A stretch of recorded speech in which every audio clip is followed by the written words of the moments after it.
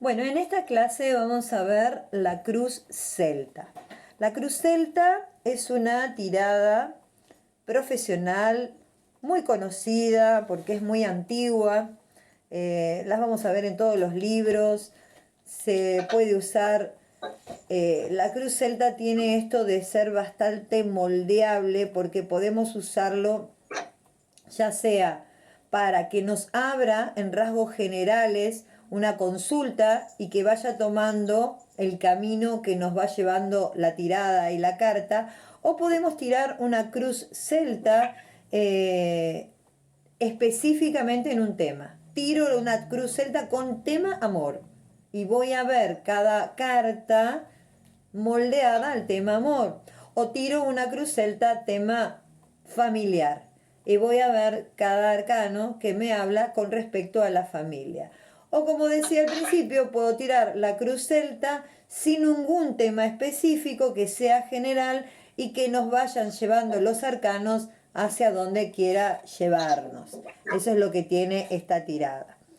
Tenemos 10 casas o 10 ubicaciones de casas donde en sí todo esto me va armando una especie de cuentito donde cada una de las casas no son aisladas, sino que son asociadas unas con la otra. En la casa número 1 lo que vamos a ver es el presente.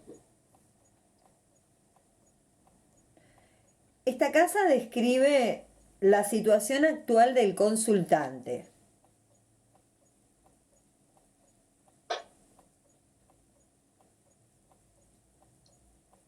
O sea, por qué está acá haciendo la lectura, qué es lo que, el ambiente que lo rodea, qué es lo que está sucediendo, sería la situación actual. La número 2, que la tenemos en los dibujos generalmente cruzada, ¿no? La 2 está por encima de la 1. Yo la dibujo una al lado de la otra porque para mí la 2 le tapa la energía a la 1 y de esa manera podemos observarla bien. Entonces, la número 2 encima es una carta difícil porque nos está mostrando la influencia inmediata sobre el tema que estamos a hablar. Entonces, nos habla sobre lo que estaría aconteciendo. ¿Cuál es la influencia?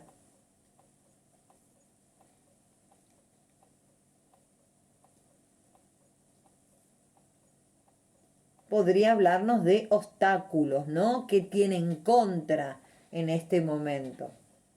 Puede ser una situación, puede ser una persona, puede ser el entorno, todo depende lo que estemos hablando y todo depende de la carta que salga. La número 3, que es la que tenemos en esta posición, 1, 2 y 3, nos va a hablar de las metas o el destino. Yo le digo a esa posición 3 la carta de la cabeza, porque las metas siempre van a estar pasando por la cabeza, entonces es lo que nos está dando vuelta con respecto al tema que estamos tocando. Entonces yo le digo a esa ubicación la carta de la cabeza, porque es lo que el consultante quiere alcanzar y lo que va a lograr de acuerdo a las posibilidades. La carta número 4 la vamos a tener aquí en esta ubicación, va a estar a la derecha de la cruz, a la derecha de la cruz.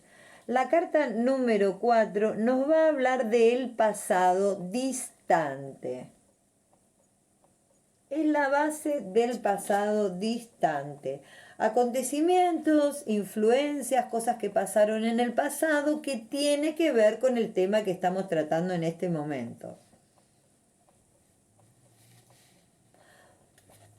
¿Sí? Vamos con la número 5, es la que tenemos en la parte sur de la cruz.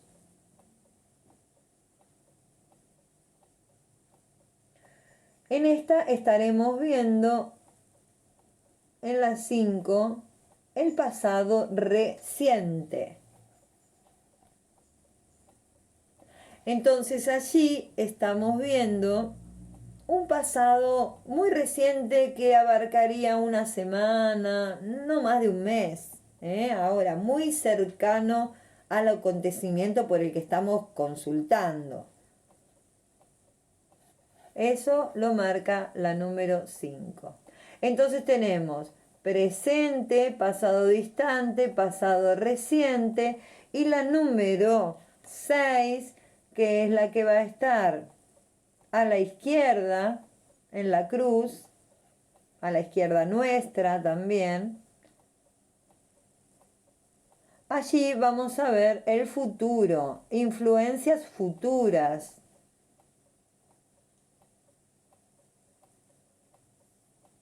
Sería como una predicción futurista de lo que estamos hablando.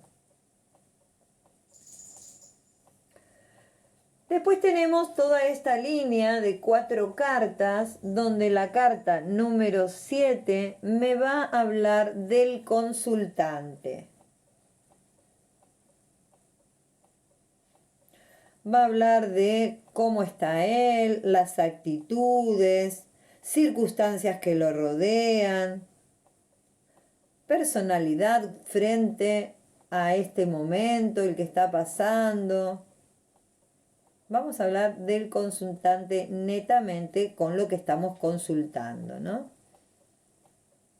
Y dijimos que la cruz celta podíamos enfocarla a un tema o hablar en rasgos generales.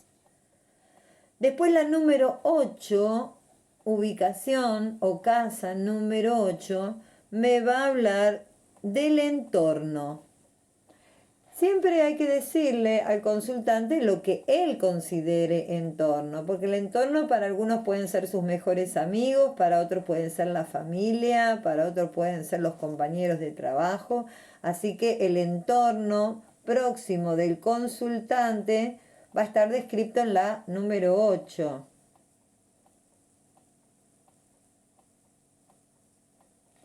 Influenciando gente y sucesos en este momento. La número 9, que lo tenemos aquí, la 9 por encima, nos va a hablar de las emociones internas del consultante. Yo le digo a esa casa o a esa ubicación la del corazón, porque son las emociones internas, qué es lo que le está pasando al consultante, sus esperanzas, sus secretos, sus sentimientos, sus miedos, pensamientos podrían ser, bueno, qué le está pasando internamente que no se ve de afuera. Y por último, la número 10 es el resultado final. Sería la culminación de la consulta, ¿no? El resultado final. O conclusión también.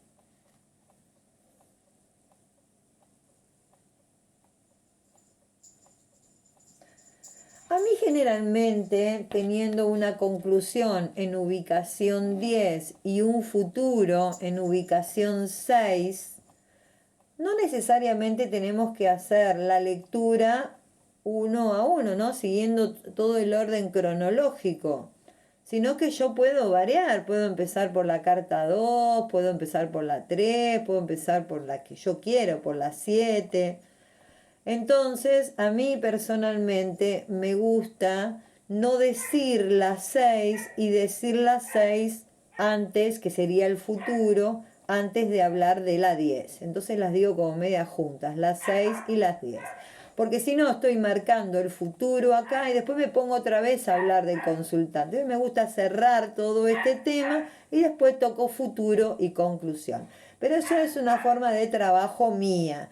Se los digo porque ustedes también pueden hacer este cambio. De hecho, cuando tiro la primer carta, esto es para todas las consultas, tiro la primer carta y si la carta número 1 es una carta fea que me cuesta comenzar a hablar, por ejemplo, el diablo.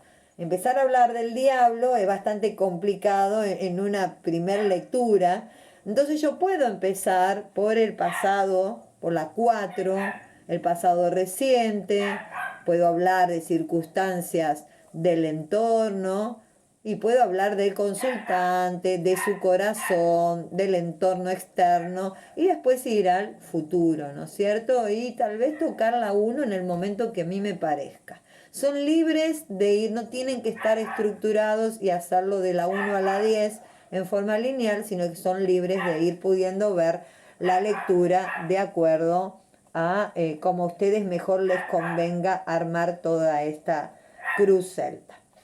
Así que, bueno, esta es la antigua cruz celta, que es un caballito de batalla, puede usarse siempre,